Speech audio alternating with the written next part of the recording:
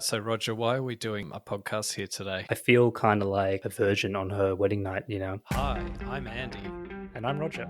And welcome to The Middle, where we try to have thoughtful conversations about awkward topics on our search to find the middle. We're going to give you last week's news today. It's a slogan we should put on the t-shirt. Stop touching her! I am tonight announcing my candidacy. Taylor Swift. Look, my biggest issue with marriage is that I think that it's a fundamentally flawed institution that is built on the oppression of women. I will not be lectured about sexism and misogyny. Having truly rational conversations about controversial issues is risky these days. Roger. Andy. Happy birthday. Happy birthday. Yeah, I do feel quite old. 100th birthday. I feel like, what's that song, you know? Looks like we made it. Look how far we come, my baby. That's playing in my head for the 100th episode. How do you feel? You feel like an old man? I feel like an old man, but not because of the podcast. Yeah. I feel in a lot of ways the podcast is keeping me young. Going through this period, these last 2 years with, I have 2 under 2 in terms of kids. And even though it's been absolutely draining and hard to carve out time, I feel like the podcast has saved me as my window into the land of the adult conversation rather than dealing with toddlers. So, yeah, it's been a bit of one of those things. Do you think like having a podcast, it's a very, you know, it reminds me of like, you know, the old, in the 60s or 70s, there was that whole like radio thing where amateur radio enthusiasts and they pirate radio, like, yeah, and like what was it called, ham radio or something like that. All the boomers will know what I'm talking about. But it was kind of like a little bit of like a geeky thing, like a little bit like Train Spotting.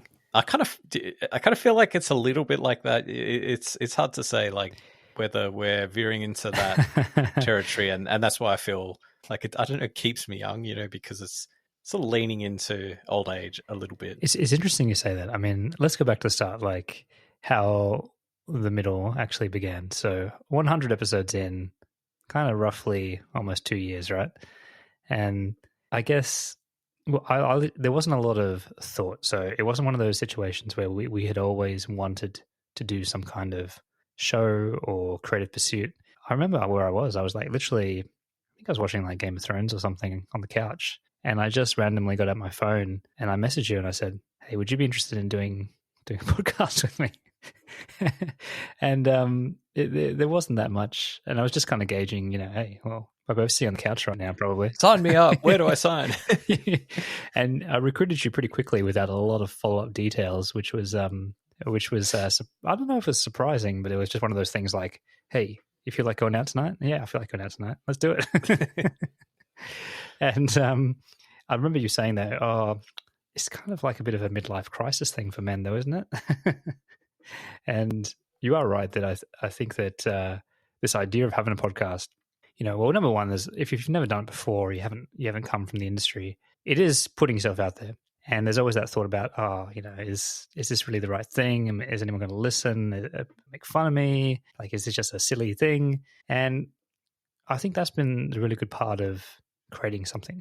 You know, it's been, for me, it's been really empowering, right? To face your fears or to just like know your limits and get out there and do something that you never thought you would, or it wasn't even on your radar maybe. And I think that it's made a bit of like the first domino that's fallen for me in a series of kind of cascading events that have made me like really in touch as I grow older, wanting to put myself into this like beginner mindset, having the confidence to like take on new things without any prior knowledge or any just through determination and a bit of, you know, willpower, just learning new things and being humble, right? Like, and I think that I can honestly say that whether it's the conversations we have every week or picking up new hobbies or approaching things, and it's so good. So, I mean, it's definitely something that gives you a little bit of discipline to, I mean, we have a standing kind of weekly date, right? Basically. And from a social kind of interaction perspective, it's been good. But in terms of the actual like content, obviously you had it probably in your mind a clear, or at least an idea, not necessarily a clear idea, but an idea of what it would be. And it's probably evolved a little bit anyway. But when you first pitched the concept, or as you sort of refined it in your head, like, is it what you thought it would be? Yeah, well, I mean, they say that the product name is like the last thing that you come up with in terms of the slide deck, but I think that it was the opposite for me. I had this concept that was really around the punch or the conceptual idea of something very simple called the middle, right? And within that, you could start to, form from the cloud of ideas yourself. So my idea was really about trying to have a conversation that steered away, that was both entertaining and passionate, but steered away from like the talking points or the tropes, or tried to find where our middle was on a lot of topics. And I think that because of, this tribalism that we find ourselves in and the media landscape, it has become its own niche to provide this idea of, I'm actually going to be someone who goes into each corner of the conversation and tries to bring it back. So that's what I had originally thought that we would do, right? Now, over time, I guess there were periods around how serious the podcast was going to be versus how, I don't know, comedic or shit talking with two bros. We covered blondes or brunettes last week. So. Yeah. So I guess in my mind, I think it teaches you a lot about what's inside you as well, like your personality, because ultimately when you are on the air for, an hour or so every week, you can't really fudge it too much, right? You can't really provide your listeners with something that you're not, or at least you can't do it consistently over time.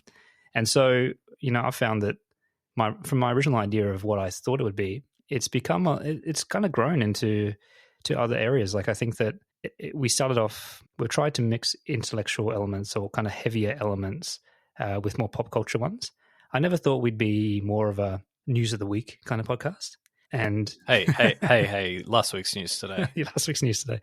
I never thought that we'd be offering that to our listeners, but I think over time, I guess you start to have faith and the feedback from the audience around actually appreciating our takes on things. And ultimately that does take you to cover news, right? So, for example, I never thought this would be, you and I would have a journalistic kind of news cycle style, right? But I think we have done that more than I thought we would. I think, for you, the idea of the middle, or the name and then the concept, was probably a bit more vivid for you and a little bit more clear, sort of, or at least I think you had a clear target in mind from the outset that maybe I didn't necessarily share. So I think, for me, it was just, broadly can work with that as a concept, but for me, it was never a really hard anchor point. Like it was a little bit like the force of gravity on Moon as opposed to the force of gravity on Earth. It was just that kind of weaker tie, but we'd see where it would go, right? We'd naturally develop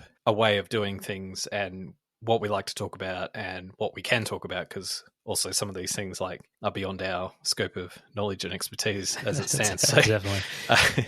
We work within the boundaries of our knowledge and limits. And I think we've largely done that. Like I think no episode's identical either. Like I think we've done, we don't sort of have a template that we follow every episode. Like we do things a slightly different way, or we're not really strictly following this idea that we've got to find the precise middle on a topic, or we need to acknowledge all sides of the argument necessarily. Like sometimes we're in violent agreement with each other, other times we are speaking different languages, so.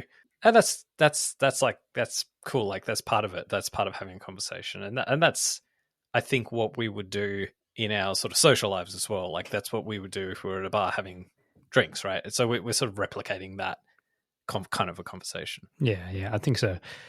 Look, I mean, we did have many discussions along the way, especially when we were still finding our feet and trying to work out what our brand and identity was. I think over time, like you said, we've just acquiesced, we've just relaxed into who we are and what we can deliver. And I think everyone probably gets to that stage where, unless there's a big machine behind your show, you kind of, the truth kind of wins out in terms of who you are and what you're interested in and how you want to speak about things, right? And I think that we've found that as well. But I'm interested in your thoughts in terms of, because obviously, there's some big differences, especially in the production of the show. You not only star in the show, but handle the editing as well. And I'm keen on kind of understanding, it's one thing to dedicate a certain night to record. It's another thing to then have to listen to the recording and edit it over and over again. And I'm sure there must have been times where you thought, oh, how am I going to keep this going, or whatever it was. How are you doing with all that? Well, certainly the first handful of episodes we recorded, like the editing was, I think it was a bit of a crutch in some ways, right? Because anything that you were not comfortable with that you said, or even just the delivery was awkward, or you got something wrong, or it came out not quite succinctly, I can just edit that bit out, right? Yeah. And so initially it was a bit of a crutch, right? Even to the point of like, I've got to remove all the ums and ahs and all that sort of stuff, because that's what all these like editing programs like encourage you to do. But I think over time that's very tortuous to do that, right? Because you've got to you literally have to delete ums and ahs from like the sound recording. We don't do that anymore, just to be clear. I think they know. But I think that's okay. Like, it's also probably has like a feedback loop too, in that when you're actually recording, you're mindful of, maybe like a little bit more accountable, because you can't just go and do that, post production, right? So it's a lot more natural now. I think the episodes now that we release are more true to the actual conversation we had. Whereas I think, and if for our listeners, if you want any kind of idea, like we had some conversations that literally went for like as long as like up to 3 hours, right? And we would turn a 3-hour record into maybe an hour and just over an hour episode, right? So you can imagine how much stuff gets left on the cutting room floor, and some of that's not just 2 hours or an hour and a half of ums and ahs that get cut, but like that could be like threads of conversation that end up being like not that interesting or whatever. So I think that's definitely changed. This has been a good learning exercise to get used to different software and different, coming from like zero audio kind of knowledge or expertise to actually like acquire that and pick that up. It's been good. But to be honest, like if I think of like what are the biggest changes over the 100 episodes, I think it's actually the prep side, right? I think it's how we've come into episodes, like, because I remember early on you were like full gung-ho and like, oh yeah, we're going to use like Slack and we're going to task things, and like we're going to have this project management approach to the podcast. We literally rock up. So what are we talking about? So like, we have no prep, no nothing, and sometimes that shows in the episodes. But I don't know, that's in some ways like it's more organic conversation, and it's also some of that drudgery of like preparation, especially when you like take all the fun out of it with all these project management software applications. Like so I think that's changed for us, and I think now maybe that's an area we could invest a little bit more in a different way. Like, so not necessarily the bureaucratic side of it, but maybe the like developing a bit of an arc, or a bit of researching and making sure we're across the key points, things like that. But how about you? What do you think are the biggest changes, or like how we've changed in the evolution of the pod? Yeah, I think the first dozen or even 25 episodes definitely had a more grandiose vision of taking like a really complex subject like your religion and racism and all these things, and almost providing like a almost like a thesis on it, and having like a really really rich kind of debate on it, and finding like insights and elements like that. Well, we were also like sticking true to a little bit closer to the middle sort of theme as well, right? Correct, right. And I think that to do that, you do need to have a different level of prep, and especially on a subject that doesn't come naturally to you from your lived experience. Hey, we learned a lot about Prince Harry and Meghan Markle. Did. And I still think we do prep about the big issues now, but we do it in the form of absorbing books and other podcasts and other things like that. And then we come together. So when I've met fans and listeners, or even people, they often say, oh, how do you guys find the time to prepare? And that's a good sign, because we don't prepare. Like nowadays, you're right. I feel my life is preparation. That's right. Like we go out and we live our lives. We might send a few text exchanges, have a call, listen to a few audiobooks, and then we come in, right? And I think that what that does is it actually gives you faith in yourself, because what this has been is one long, like 10,000 hours style ad lib exercise. you rock up to the mic, you let the cloud form in your mind around all your experience, that what you've ingested in your books and everything, and then you have a real conversation, right? And I think that is a skill, and it gives you confidence that you can talk off the cuff, off the stump, right? And we've been talking about, US politics and all this, and I think it's a skill. It's getting those hours and those reps in to actually say, no, I'm not going to prep. I'm going to back myself to actually have actual thoughts and follow them and listen to the conversation instead of saying what I've written down or whatever it is. So I think that's a big difference now, that we have kind of accepted that, right? Like in the relentless flow of a weekly podcast about serious things, you can't always, prepare for, dedicate half your week to preparing or whatever. That's just not how it works. So I think that kind of style has definitely changed. And look, I think that I'd be keen to understand this with you. I always thought, and maybe it's because I think of myself as like a humorous guy, but I always thought that, we'd kind of have episodes that were a lot more locker roomy and smutty. And I think that along the way, I feel like we've regulated towards a mean that's a bit more acceptable, and maybe that's the editing process in action. But I feel like we haven't. I think at the start it was like, my dad listens and he doesn't like us swearing or whatever it is, right? I think that, I got called out by that the other day. Just for did you? Yeah, we have been a bit loose. I think the cold open with the C word didn't help. But look, I think that it's also tough because when you have two blokes just chatting, the style of conversation can get a bit fraternal, let's say. So I think that we've struck that balance, and we now self-regulate into the tone of the middle, which is good, and it's good for the listeners as well, right? So I think that's there.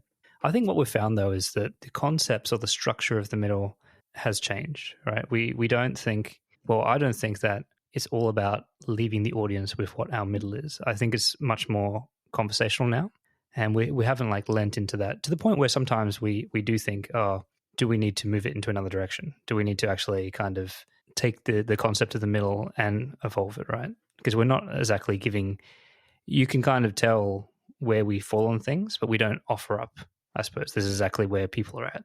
Just to pick up on, the locker room talk or the banter sort of side of it. And I think this is where we've possibly evolved a little bit as well. When you're doing a podcast about serious adjacent concepts, and in fact, we've had conversations about why don't we talk about this and we get this guest on or whatever, right? Or we see if that guest would be interested or something like that. It's hard to approach serious people with a not so serious podcast, right? So yeah, and I think that's the hardest thing with the way we do it, right? Because we will attempt to have a serious conversation about certain things, but then equally our cold open will have shit, piss, fuck, cocksucker, motherfucker, and tits, right?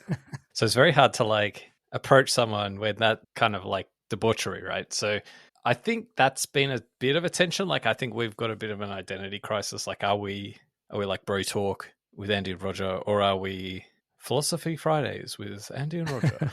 Which one are we, right? That's a good thing.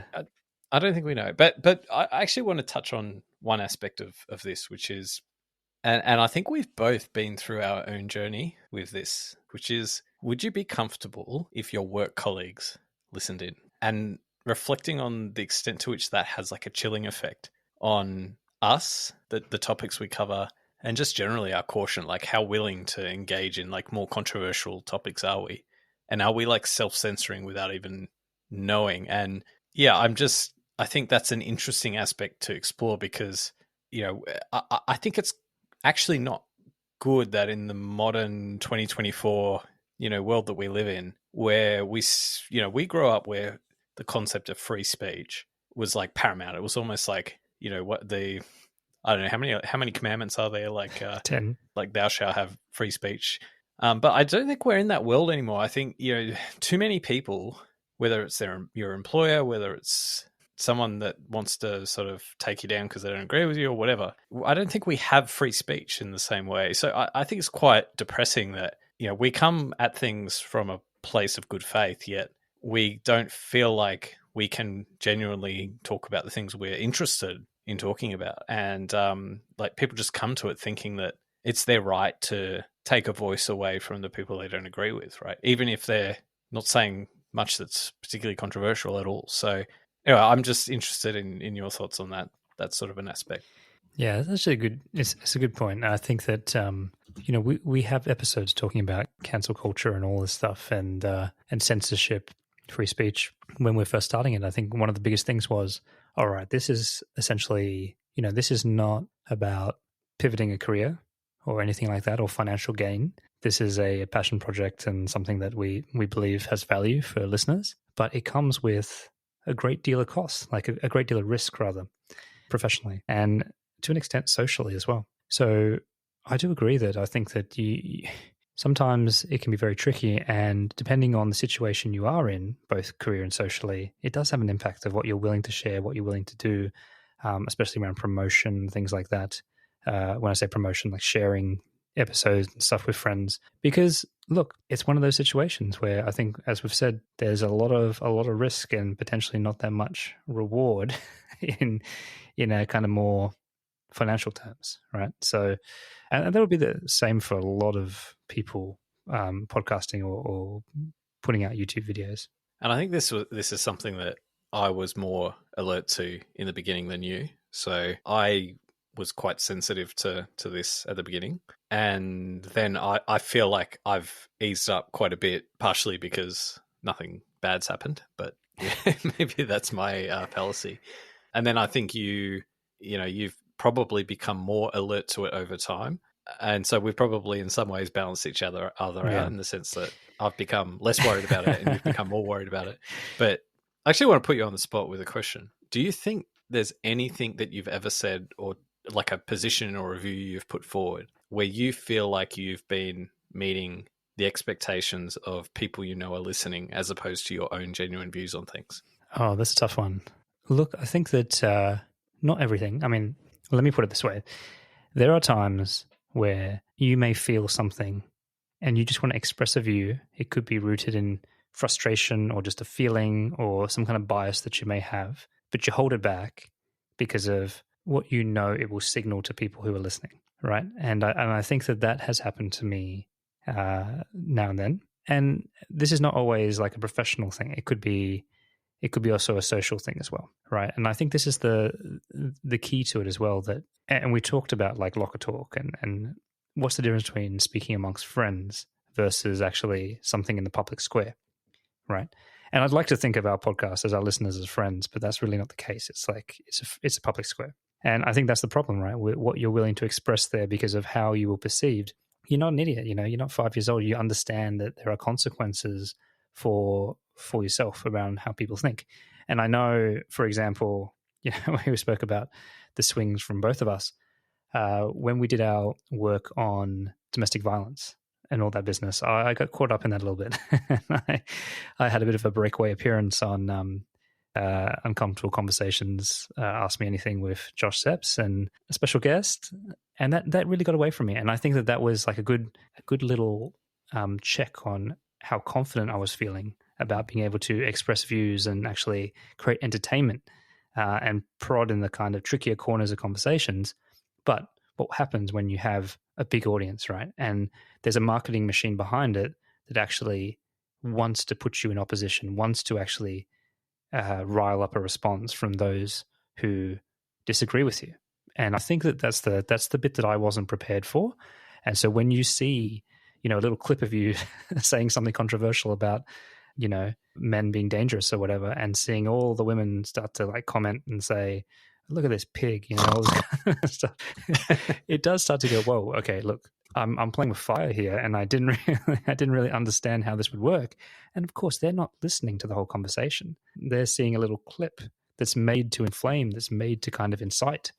And I think that's the bit that I was a bit naive about. It's kind of like a bit of an uncanny valley, though, isn't there, with this stuff? Because, the bigger your audience is, the more you can just say, I don't give a fuck. Like, it's like the Joe Rogan thing, right? He's so big that he's uncancelable, really. And I think that's on that side of the spectrum. Then you have maybe closer to our side of the spectrum where, we have a you know, a steady, solid, robust number of regular listeners, but like we're not like Joe Rogan. And then you've got in between, right? So you've got, you know, massive audience, small audience, and then you've got like all these people in the middle who are just on the verge of making it big, who don't want to be, who are fearful of their audience, or they're fearful of their, maybe even their potential audience, right? The people who can make or break them, whether they're gatekeepers in the industry or whatever. And that's where that chilling effect's really quite strong. So I think, you know, I want to embrace as an asset, like our size, right? That we're small enough to almost be free, right? Because I don't think that's true of the bigger players. So you're right? saying we should get some really wild guests on? Is that what you're saying?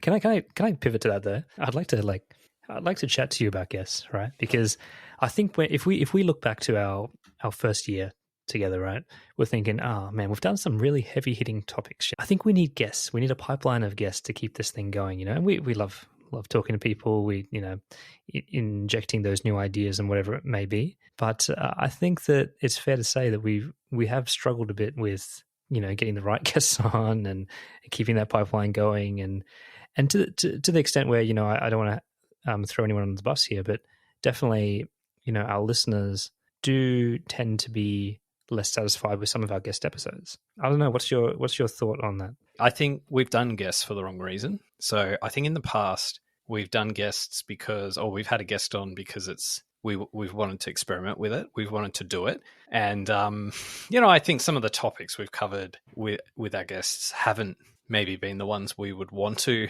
cover on the middle. And I think the other thing is I don't think either of us have perfected the art of interviewing guests or having them, embedding them as part of the conversation, because and this probably goes back to my earlier comment where if you want to ask a guest on, there's a certain level of decorum of like how you treat them, and you know, you've got to be respectful, especially if you don't really know them. And I think we just want to have banter, so it's hard to do that with someone who you don't already have that existing like trust and relationship with. Yeah, that's true. And so, you know, it doesn't work very well with our style. And I don't think we don't have like necessarily a heavy hitting like Parkinson kind of thing, trying to get the best out of like an interviewee, where we're just trying to fill like an hour to have a bit of fun, right? So yeah, I think the guest thing is I mean, for one, just as an aside, it's so much work to line up a guest, like, because I mean, and I imagine this is true for every podcast, not just one of our sites. Like, you literally are either cold calling people, and when you reach out to people who you don't know, you pretty much can expect like a 95% chance like you'll be rejected. And I think that's true of any podcast of any size. Yeah, that's true. I mean, I originally thought that we'd find like a little bit of credibility or intersectionality in the conversation, so to speak, by getting someone with lived experience in the topic, right? And I think that was actually really amazing to have Jerome on for our That's Gay episode, because that was a perfect one, right? That was actually where Jerome could actually add a lot of banter and spice into quite a lot of spice, if anyone wants to listen to that episode, into a topic that actually is really poorly understood by hetero straight guys, right? So I thought that was like gave me a lot of faith on, it'd be really cool to find these little subcultures, but you know, you and I are not Louis Theroux, right? We're not going to be able to attract these people. But yeah, I don't think we've definitely haven't nailed that. And there's been a few times we have had guests on where you're right, we just didn't have the trust there to have the level of authentic conversation that we really wanted to have. I like the idea of having guests on, but then part of me wonders, maybe it's not the right fit for what we do. Maybe we should just double down on the core of what we do, which is just us. You know, I do think that guests always bring, you know, when you listen to a podcast and they have guests on, it prevents it from becoming stale, right? But that said, I don't know too many podcasts where you have two co-hosts plus a guest. Yeah. Like I can't think like this. So it gets pretty crowded. It gets very hard to kind of steer the ship, you know, and make it all come together. And I don't know, maybe we just have too many uphill battles on the guest front, but maybe we should put a standing invitation. If you're an interesting person and you're listening and you want to be a guest, reach out to us. Yeah. After that segment, maybe not. Yeah. I get it, right. It's hard to, three's a crowd, you know what I mean? And I think that when you have a buddy comedy kind of co-host style, it does kind of crowd the plate a bit. But also, like, okay, if you're not having that kind of back and forth banter, and what we do try to do for our guests is to listen to the content of their argument and then play them on that. And I think that equally has a lot of challenges, because at the end of the day, we're not assholes. We don't love inciting, we don't love making people feel uncomfortable, and like some people do.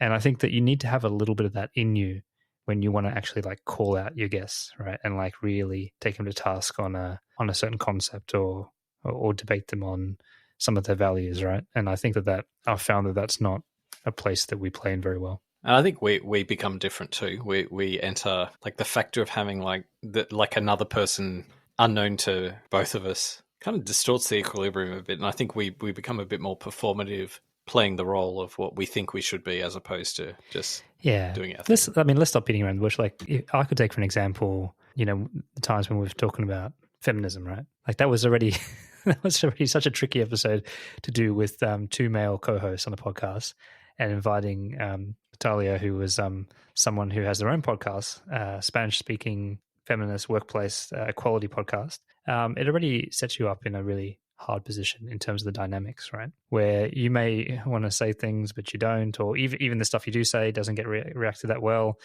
And then we say, oh, fuck it, we'll have to have a conversation on how we really feel, in the next week when she's not on the air. And I think that is just a bad look, right? Like, I think that we learned the hard way there, where it's like, okay. Well, we did it anyway. We did do it anyway. But I think at the heart of it, this is part of what the middle should be, right? It's like what we want to say to each other, right? And hopefully that intersects with an audience who's interested and can handle that conversation. But I do have faith that there are people out there that do like that back and forth. All right. Well, let's turn to hits and misses. So 100 episodes. I think we've probably had, like any podcast, a spectrum of episodes in both quality and maybe accuracy / alignment with the truth or the genuine middle, without necessarily nominating specific episodes, or maybe even just themes or areas where we've done well, where you think we've done a good take, and maybe any ones that stand out to you as, I've changed my mind since then. Yeah. When I look back at the kind of the body of work, so to speak, I do think that something that we have gotten right and has been a thread of kind of lived experience that was sprinkled into many episodes and have had a lot of good feedback on is our parenting episodes. So it's kind of a weird thing, because I don't think that we necessarily bring like our identity or like our parenting father identity into this podcast. Like, there's not a dad podcast, but it's something that we have spoken about at length, right? Because it consumes so much of our day-to-day, our existence. So that there's probably about half a dozen episodes on parenting and being a father, whether it's like our masculinity episodes or ones around gentle parenting, free-range parenting, the anxious generation with Jonathan Haidt, all these kind of things I feel are recurring themes. They often come up a lot at dinner parties and drinks about challenges with kids, screen time, all this kind of stuff. And I think that's something that I've always found I've had a lot in the bank to actually engage people with these conversations. And when I have referred them onto those episodes, they've really gotten something out of it. So I think, first of all, kind of our parenting, kind of child raising ones, I'll put out there as a win. All right. Air your dirty laundry. A miss? What didn't you get right? Look, I think climate change, we came into climate change, and I don't think necessarily we got it wrong, but like a lot of things, right, that get you into trouble, it's not what you say, it's how you say it. And I think that we maybe left listeners with a bit of a dismissive kind of tone without a lot of follow-up around things. And you and I have spoken about that in the past to say, well, hey, should we have another go at this, right? Did we kind of dispense of this in a bit of a mood, right? Like, when you sit down to watch a movie and you're not in the mood for it, and you come out of that and you're like, no, that wasn't good. So I don't know. I think that's definitely one for me. I mean, do you have thoughts about that? That was very early on. I stand by our climate change episode. I can only speak for myself, but everything with climate change seems to be either evangelical or it seems to be like almost psychopathic denial. And I think maybe I have to listen to it again, but I think we navigated like the midpoint of that. Yeah. And it could be that in hindsight, you see yourself more closer to the like evangelical side of the spectrum than the psychopathic denial end of the spectrum. But I don't think many people are in that that genuine middle space. Yeah. So in some ways, I feel like that was one where we were actually closer to the middle than, or at least fleshing out this notion of the middle than perhaps in maybe even any of our other episodes, because we called out all sides. And I think if that were criticized, if the podcast episode were criticized and you felt, oh, actually, I'm not 100% sure after listening, like that could just be that one of the evangelicals isn't happy that you've just said Jesus Christ never existed, sort of thing. And I think you can take that issue and say, well, it's primarily a scientific, question of science. And, did we miss anything? Did we skip a beat on that front? And I'd be open to that kind of a conversation. And in fact, I can't even remember what we necessarily talked to, but I think my prize right now, thinking about it, would be much of the debate when it comes to climate change has been, just these two extremes. Like, so it's not surprising that if you're genuinely trying to find the middle, that you find something that's both sides are going to be in violent disagreement about. Yeah. No, fair enough. All right. What about you, Andy? Give me a hit and a miss. All right. I just want to call out a few threads of like themes of episodes where I think it's been challenging, but as a result of the challenge, it's been entertaining. So I think we've covered topics like race. We've covered the voice. I think we've tackled some of the big, geopolitical conflicts going on at the moment. Yeah. And, I think whether we've got them 100% right or, maybe even far from it, but I think all said and done, I think we've done a pretty good job to challenge ourselves on those things. And I think we've brought something to the table that is uniquely us and our position. I mean, we haven't revisited Israel-Palestine for some time, but I think if I was to sort of say what's the biggest piece of foresight, I think back to our first episode on it, which I don't think was very long after October 7. And I just remember thinking or saying something to the effect of that, this is a play to put Israel playing into the terrorist narrative here. Is Israel's going to overreact. It's going to go too far. It's going to court international condemnation, and it's ultimately going to set Israel back. And there's going to be a lot of devastation. And I sort of remember saying something, I hope that doesn't happen, because that would be the terrorists winning. Unfortunately, I think that's exactly what has happened. And I think that's deeply, very sad, deeply disappointing. And maybe it's not that, maybe it didn't take that much foresight. Maybe anyone could have seen that at the time. But that 1 year on, we're in a situation where Israel's the bad guy in the court of international public opinion, and there's tens of thousands of people dead. Forget who's to blame, forget, the cause and all that sort of stuff. Just how shitty that is, just to acknowledge that. So, I think we called that out early on. Yeah. I would, that whole kind of string of episodes I am quite proud of, because I think that we did a really good job of discussing, again, many different sides and putting it on the table, right? A very complex issue, and giving our listeners a jumping off point to join the conversation. It's really sad, right? And actually, when I think about scrolling through our episode feeds, we have presided over conversations over a very difficult period. When I look back over our episode catalog, here's a pop quiz. When do you think we did the Ukraine episode? I'm going to hazard a guess. It was something like May 2023. Yeah, what number? Oh, what? That's what I'm saying. Okay, what number? That would have been, if it was May 2023, it would have been in the order of episode 25 to 30. It was the beginning of March, so episode 14. And really? Gosh. And that's what I mean. Right, and we already came to that a little bit, not late, but we came to it after a little bit of time, and it's still going on, right? It has been a period of a lot of conflicts, that has still, you've had a situation where two major wars are ongoing and the media is not even really reporting that much about Ukraine anymore.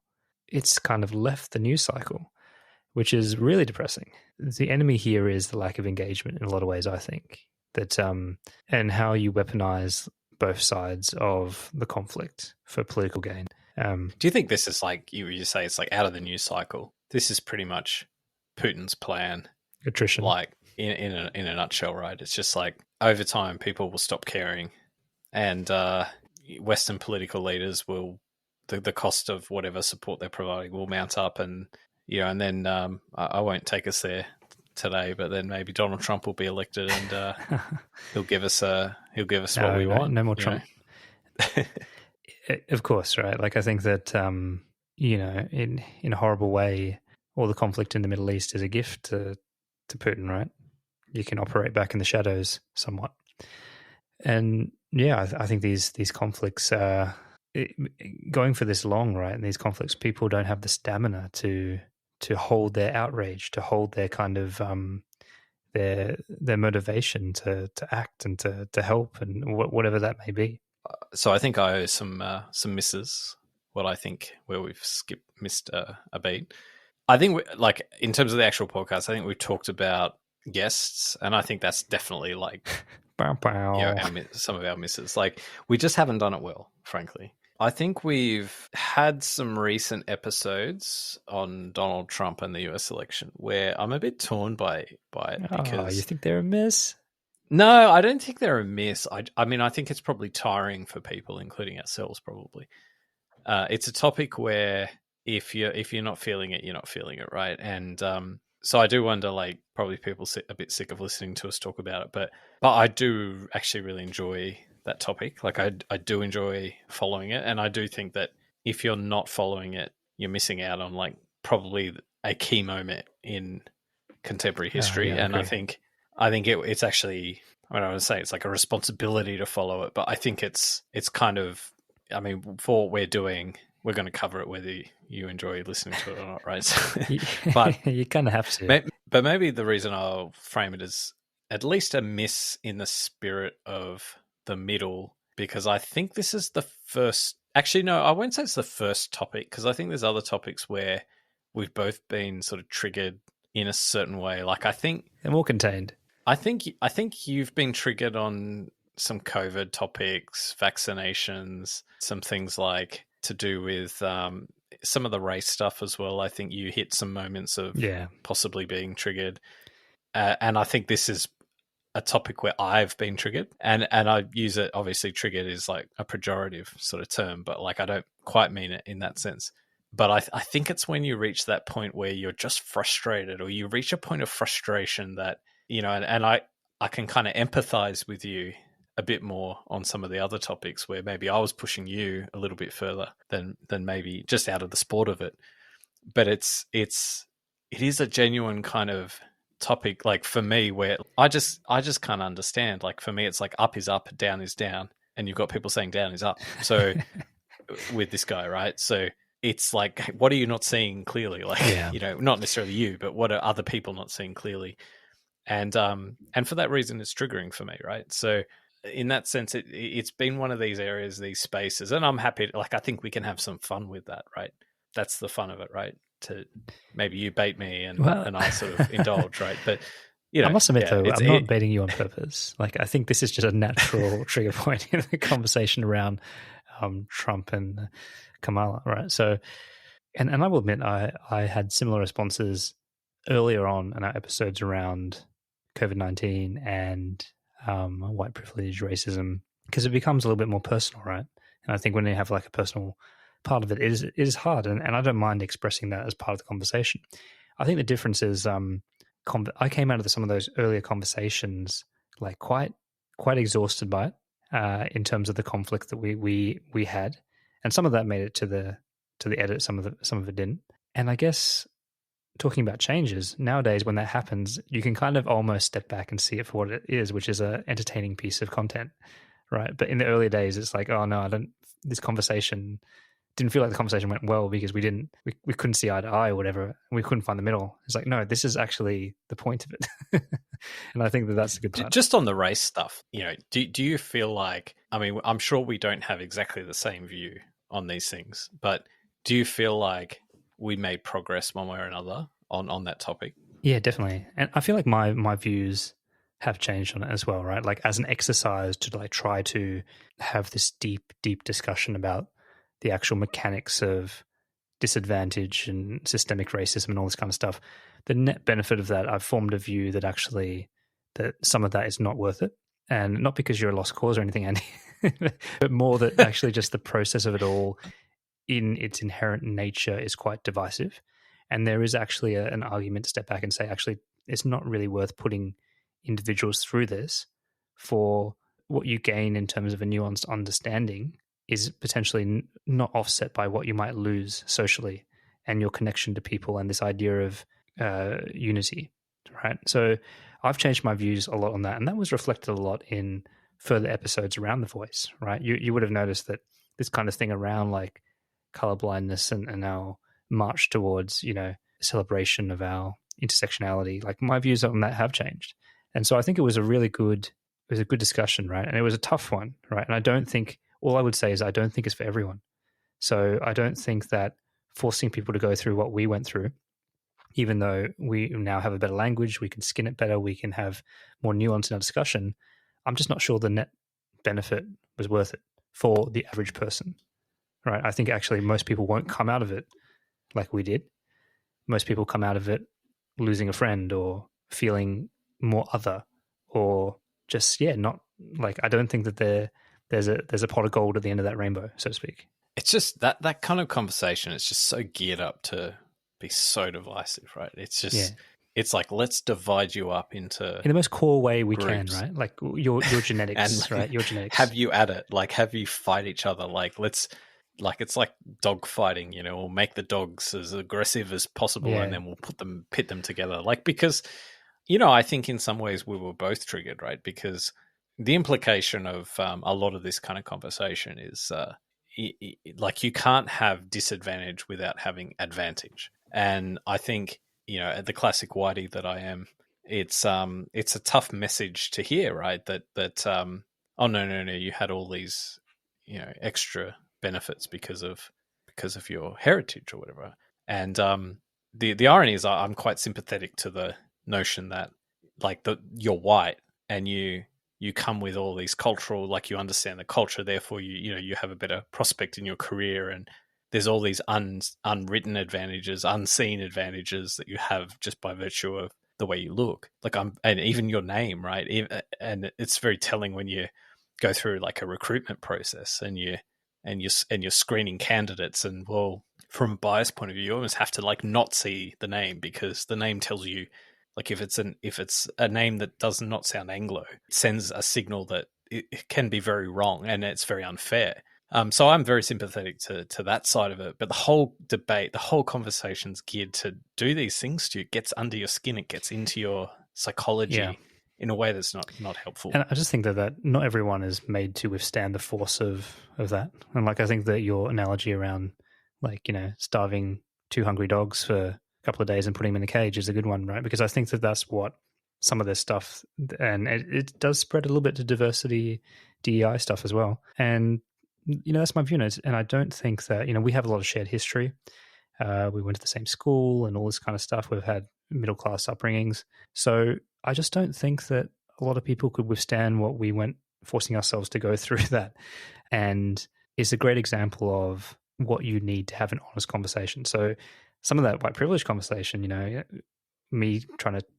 was telling you some things that perhaps were racist kind of encounters, and you're trying to challenge that to say, well, hey, look, like, whatever privilege I have is like, it's minimal or whatever, or it's like at the margin, like all those things you could never say, like going back to our guest conversation, you could never say that. Imagine if we got someone in who was of color and was saying that to you and we turned around and said, hey, all the disadvantage you've had, like you're here just like us, stop whinging, right? Like you would just never do that, right? Suck it up. And that's the beauty of having the conversations between us, because you can go into those really tough areas And yeah, like if there are some ruffled or triggered feelings, we'll work it out and we'll get back on the train next week, right? But all I'm saying is that the net benefit of deep diving into this racism and white privilege stuff is fraught with danger. And I don't think it's one of the rare topics where I don't think knowing more always leads to a better outcome, because of how loaded the conversation is. But there's not many topics I believe that's the case. All right. I think we just need to do a really quick novelty exercise. Pull out our phones, look through the list of 99 episodes before this one, and pick out 2 or 3 hits and 2 or 3 misses. All right, you got a few? All right. In no particular order, I'm going to say racism, number 8. Yeah. And I think this is one that we were very almost like unsure of, but like I think it was a hit. I'm going to say it was a hit. It's an early episode, number 8. And it was a hit because I think we were even having a conversation whether we even release it. Like, it wasn't a construct. But then I think we both convinced ourselves, actually, no, it was actually a good conversation. So yeah, that's going to be my first hit. I'll follow that up with a brother sister of white privilege. So those two should be listened together, I think. Racism, number 8. And then by the time we recovered from those wounds, for number 20, white privilege, those definitely go together. And I think if that's all you do in terms of educating yourself about racism and privilege, that already gives you fucking light years ahead of the public in terms of understanding not only the concepts, but how it would play out if you endeavored to have a conversation about it. So I highly recommend those two. Okay. All right. Do you have maybe a miss to give us a contrast? Okay. For me, the miss, I think, was, I want to say gender equality, number 24. I think that was a real miss. And again, this is one that I think that we had a guest on. We didn't really ever hit our stride with tackling the concepts. And I just think it was very anti the middle. We didn't prosecute the ideas. We were stifled. There was a bit of awkward tension. And yeah, I think it was just overall a missed opportunity. I don't think anyone came out of that looking, smelling like roses. All right. The miss I'm going to throw up there, I agree with that one as a miss. The fact that I have no idea what the episode was about, I think, is enough testament to that Fiji time was a miss. Yeah. And that was actually, you were in Fiji. That was yeah. Well, but I mean, I remember being in this really steamy conference business center. I think that's what I could tell by the giant fax machine in the background. And I was in Fiji, and like I don't know what we were thinking. Like, Jesus Christ, I'm on holidays. Like, it shouldn't be business center. I don't even remember what we talked about. And I think so this was when I was overseas for an extended period of time, and I think we had like the best of intentions, maybe to try and record something while I was away. But I was in America most of the time, and the time. Yeah, it just didn't work. And then we thought, why don't we try in Fiji? So we ended up recording, but I don't know if there was, I don't think the tech issues were necessarily a problem, but it was just, I had like my portable microphone, I had like my laptop, it was all a bit awkward, not in the studio. And I don't remember what we actually talked about, but I just know that it was not one of our more listened to episodes. Yeah, I mean, there were some good bits about America and the state of mental health and public lewdness in America that were good. But I would have to kind of agree. All right, I want to give a few shout outs. So definitely we have an arc of episodes that I'm quite proud of, and they're around the voice. So this was the referendum on recognizing Indigenous people into the Constitution.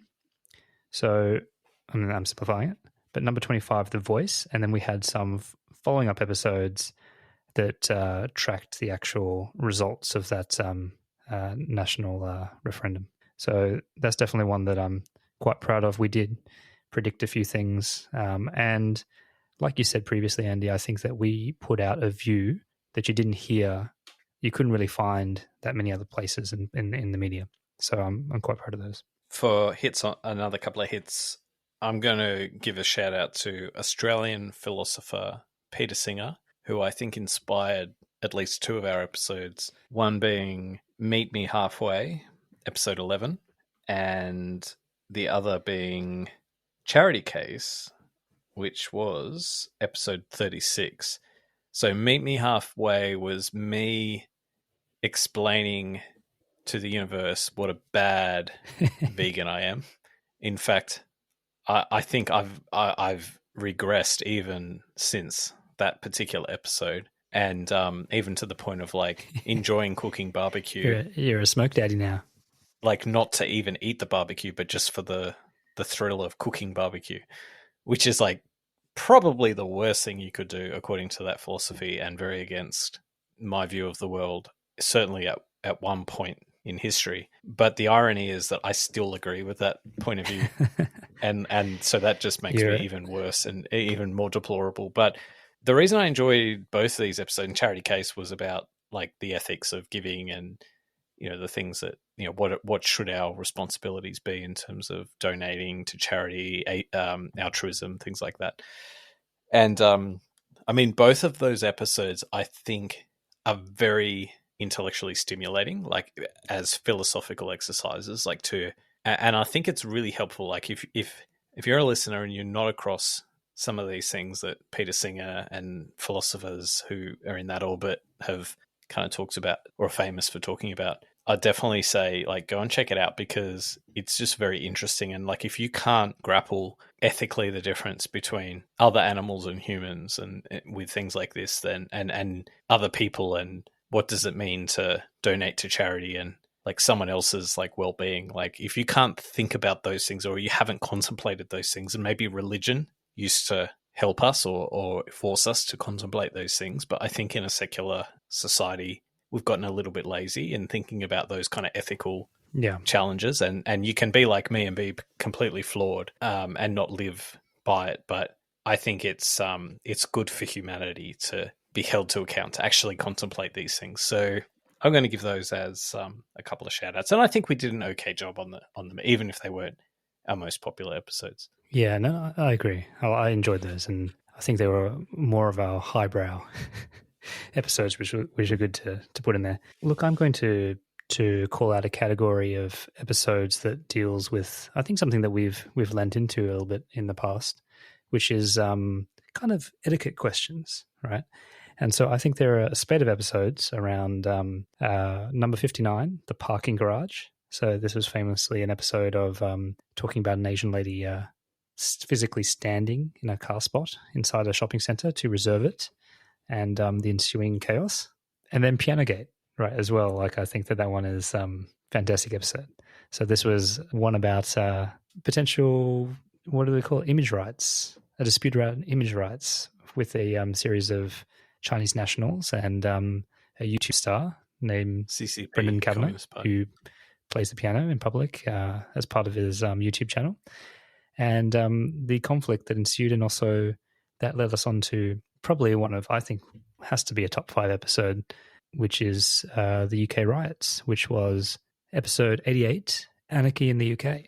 So highly recommend that, those handful of episodes. All right. Well, I don't have a comprehensive top 5, but I think we've covered the main highlights. I think there's probably a couple of episodes where I wish they'd done better. You know, I think there's one called Grumpy Old Men. I can't remember what number it was, but I was always shocked surprised that didn't do quite as well, because it was us grappling with aging, and number 23. I thought it had some good moments. That was a good one. Yeah, and it's never quite taken off. Like, so anyway, but maybe to finish off the episode, what if we discuss now the future? In the words of Kamala Harris, in an opportunity economy, what should we be doing? I just want to dwell on the significance of the passage of time. Look, I think that we haven't worked out the guest things. I'm not ready to totally give that up.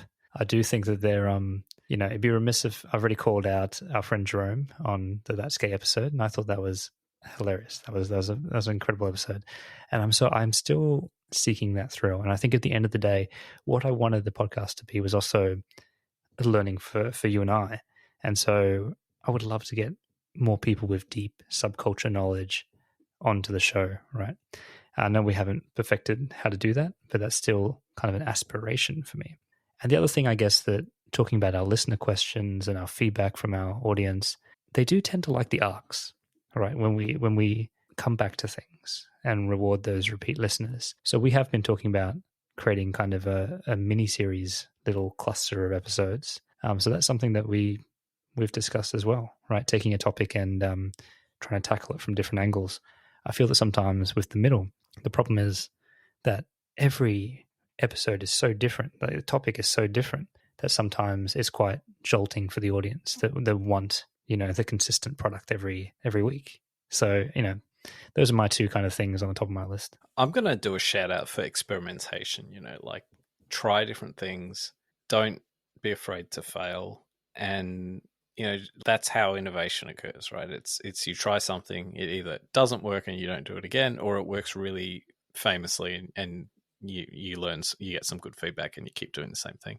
I think it's actually interesting to point out that and I'm not sure if it's necessarily a missed or a feature that people would have would want back in the episodes, but I remember we used to do we used to reflect on the previous week's episode. We used to almost relive the episode, and I don't know when we stopped doing that, but certainly for our first 10 episodes or more, we would have done it, and then we just stopped doing it, probably because it was logistically a little bit hard, or it was probably a little bit exhausting as well. Like you just listen to that episode, you want to get to the next one, but then we just moved to just general opening banter discussion. That's where you put in all the smut in my public transport. But then see, the thing is when you get so much advice from people who know what they're doing apparently in this space, and they say, oh no, you've got to get straight into because if you say you're doing an episode about nuclear weapons and you spend the opening 20 minutes talking about doing a piss on a guy in a trough gay nightclub in Sydney, then you're kind of going to lose a whole bunch of people. And maybe that's true, but I don't know. I think experimentation is okay. I don't think there is a formula, to be honest. We've had feedback on both sides of people thinking the banter was the best thing about the show, to those saying that it's too long before we get into the topic. People loved the recap because it felt like it was just one long conversation that was evolving. And there are people, who didn't. So I think it's very hard, I find, to take any feedback in this space. With any kind of conviction. If you're doing it to respond to the audience, I think it's really tricky. I think the other dimension, okay, so even within the last 10 episodes, we're still trialing new things, right? So we've done the midweek special, right? And that's mainly been to get out some more timely episodes in response to debates and things like that. And then we figured, all right, we'll give that a go. We have the 5 a.m. on Sunday night launch time kind of thing, and I'm not sure if there's no science behind that. It's just I think when we just fell into the groove of doing that. But I don't know, maybe ad hoc release times or multiple episodes a week or shorter episodes, maybe doing 2 20-minute episodes a week. Or, I'm not sure. There's lots of different configurations like that. Again, this is impossible from a production point of view, but I've always loved the idea of a daily podcast. I just thought that would be just for our listeners to wake up and always have a shorter episode, something waiting for them. I would have thought that'd be I really love the appeal of that. And I actually wish that some of my favorite podcasters did that. And they probably don't do it for the same reason I'm saying, but just to have something daily chat with them, right? I find that really appealing. With that stuff, I like it when it's commenting on contemporary events, right? So it's this thing happened in the last 24 hours and this is what I think about it, as opposed to I'll check in this episode that you're going to get this week was recorded 2 months ago and it's completely devoid of any contemporary, it's almost like a time, designed to be timeless. Yeah, like a lecture. Look, I don't know. I think we've got some capacity constraints, the two of us as well, in terms of what we can deliver. And maybe when it boils down to it, and maybe this is something that I'm not sure how much people would actually understand this, but we're not doing this for listeners. Can we be clear about that? We're doing this because we enjoy doing it. We're not actually doing it for the listener. We might make some tweaks that we're indifferent on to satisfy listener kind of preferences, but at the end of the day, we're not making money from this. This is ultimately about two mates getting together once a week, have a chat, to be co-invested in something, and maybe to leave a bit of a digital legacy too, maybe to even just record what were we thinking at that point in our lives. So maybe in 20, 30, 40 years time, we have this record of something to come back to. And, you know, for like, this isn't about us, you know, becoming the next like YouTube superstar or, you know, quitting our jobs so we're going to become like thought leaders or something like that. That's not our goal. Like, our goal is, this is therapeutic for us as, you know, either already middle-aged men or certainly approaching middle age. You know, you need these kind of things to keep you going, I think. So yeah, I think that's got to be paramount to the kinds of decisions we make about what to do in the future, because if we're doing things that we don't enjoy doing, it's not going to satisfy us. Yeah, and that'll come through as well onto the product, right? So yeah, look, I totally agree, and I love the connection that we get from the audience, and I love the fact that there's an audience there at all. But at the end of the day, you know, the Andy's Andy, Roger's Roger, and we have the conversations, right? So yeah, till next time. I look forward to it. So got your pre-sale lottery ticket. Have you got a parker? Oasis is Taylor Swift, balding middle-aged men. The tasty balding middle-aged man. We're battling it. Have you got a parker? We'll have to do like a